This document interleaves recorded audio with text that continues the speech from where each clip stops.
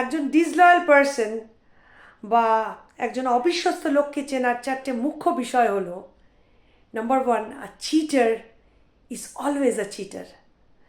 যদি পাস্টে কেউ তোমাকে চিট করে না, তাহলে সে কখনো সেই ধোয়া তুলসী পাতা থাকবে না। কোনো না কোনো সময় জীবনে যখনই সে আবারও সুযোগ পাবে, আবার সে তোমাকে চিট করবে। Number two, a cheater is a good manipulator.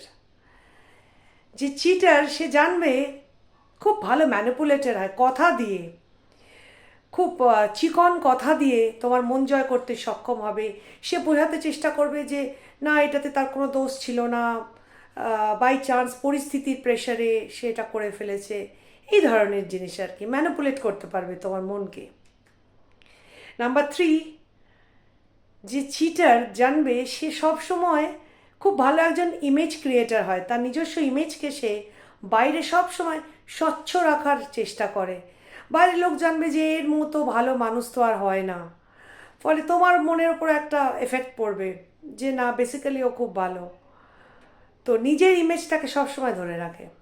And last but not the least, number four, a cheater will be a good player. সে তোমার ইমোশন নিয়ে, তোমার উইকনেসেসগুলোকে নিয়ে সব সময় সে খেলা করবে। He will be a good player. তোমার মনকে নিয়ে খেলা করবে, কখনো তোমার ইমোশনকে নিয়ে। So be very careful about this people, this cheaters. আজকাল কিন্তু সমাজে এই ধরনের লোকেদের সংখ্যা ক্রমশই বেড়ে চলেছে। সঠিক সম্পর্ক পেতে হলে যখন এই সাইন্সগুলোকে দেখবে চিটিংয়ের, তখন সজাগ হয়ে যাবে আর নিজেকে, নিজের ইমোশনকে সংযত করবে।